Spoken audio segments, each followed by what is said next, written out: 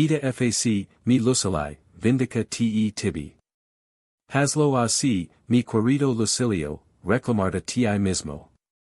Con esas cinco palabras en latín, Lucio Annio Séneca abrió la primera de sus 124 cartas a su amigo Lucilio. No era un saludo de cortesía. Era una orden filosófica. Una sacudida.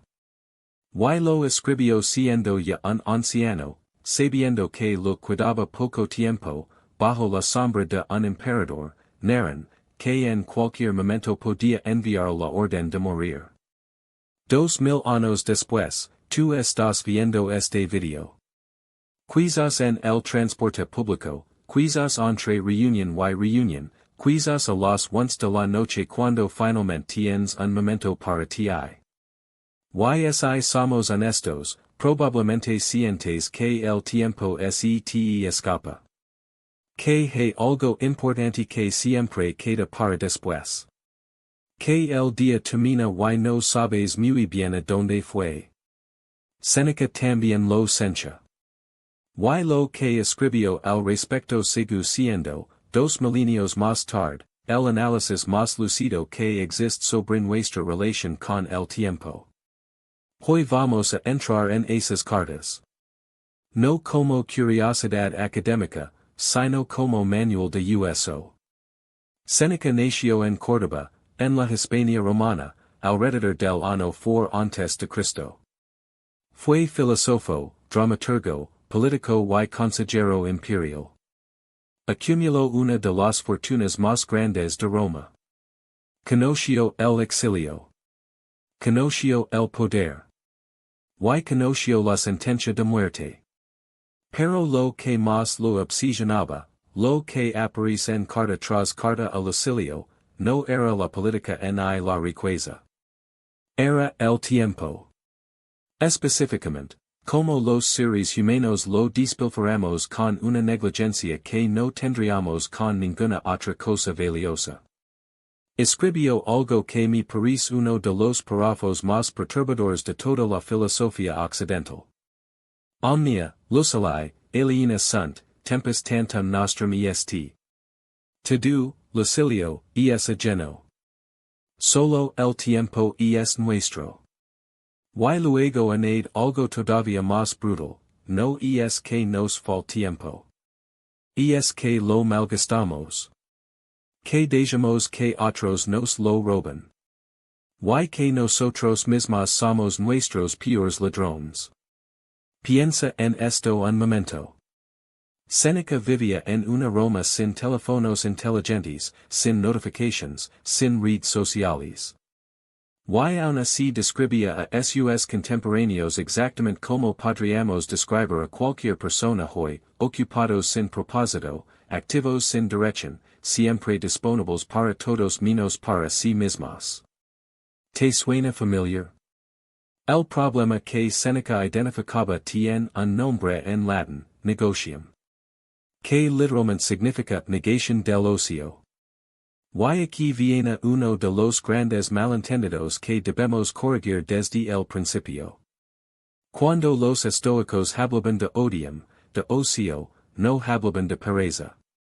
Hablaban del tiempo dedicado a lo que realmente importa, la filosofía, la contemplación, las relaciones profundas, el autoconocimiento. El odium era el tiempo en que el ser humano se pertenecía a sí mismo. El negocium, en cambio, era todo lo demás. Los compromisos vacíos. Las obligaciones sociales que no elegiste. Las actividades que simplemente ocurren porque no dijiste que no. El trabajo que se expande para llenar todo el espacio disponible. Séneca le decía a Lucilio que la mayoría de las personas viven enteramente en el negocium y nunca tocan el odium. Llegan al final de su vida y descubren, con horror, que nunca vivieron para sí mismas. Que siempre estuvieron disponibles para el jefe, para los amigos, para las expectativas de otros, pero nunca se reservaron ni una hora para preguntar, ¿qué quiero yo realmente? Ahora dime, ¿Cuánto tiempo de tu semana pasada fue genuinamente tuyo? Hay una anécdota real que ilustra esto perfectamente. Cuando Séneca fue enviado al exilio en Córcega por el emperador Claudio, acusado falsamente de adulterio con la sobrina del César, podría haber pasado esos 8 años lamentándose. Perdió todo, su posición, su red de contactos, su vida en Roma.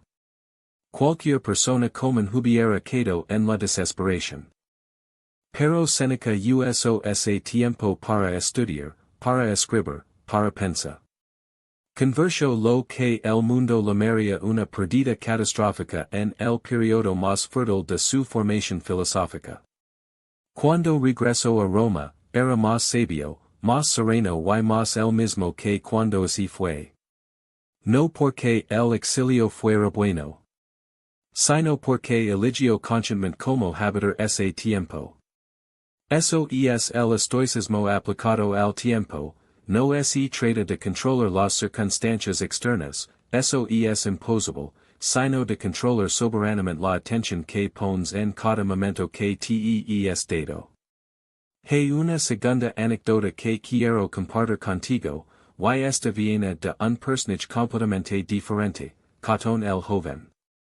Catón era conocido en Roma por algo insólito, la filosofía en el Senado. Mientras sus colegas cuchicheaban, conspiraban o simplemente perdían el tiempo en debates vacíos, Catón lavaba un rollo de textos filosóficos y leía. No como gesto de desprecio, sino como acto de cuidado hacia sí mismo.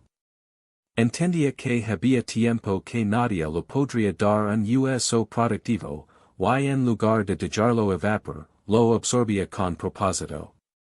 Séneca admiraba esto profundamente. Y lo citaba como ejemplo de lo que él llamaba coger tempos, recoger el tiempo. La práctica deliberada de no dejar que ningún fragmento de tu día se pierda en la niebla de la inconsciencia. ¿Cuánto tiempo recoges tú cada día? Ahora conectimos esto con tu vida concreta, porque la filosofía que no aterriza es solo entretenimiento intelectual. El equivalente moderno de los ladrones de tiempo que Séneca describía son perfectamente reconocibles. Las redes sociales diseñadas para capturar tu atención de forma indefinida. Las reuniones que podrían haber sido un correo. La cultura de la disponibilidad permanente donde apagar el teléfono parece un acto antisocial.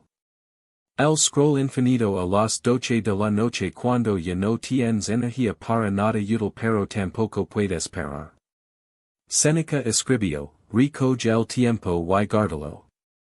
Hoy diría, protege tu atención como si fuera lo más valioso que tienes. Porque lo es.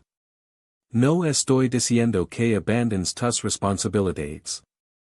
El estoicismo nunca predicó eso. Séneca tenía obligaciones políticas enormes. Marco Aurelio gobernaba un imperio. Epicteto era esclavo y aún así encontraba su odium interior. Lo que dicen estos hombres es más sutil y más exigente, dentro de las circunstancias que no controlas, estás reclamando activamente el tiempo que sí puedes controlar. Y llegamos al ejercicio práctico de hoy. Es sencillo, pero requiere honestidad brutal. Séneca lo pedía a Lucilio que hiciera una auditoría diaria del tiempo. No un registro de productividad al estilo moderno, sino una revisión filosófica. Esta noche, antes de dormir, toma un papel o un cuaderno,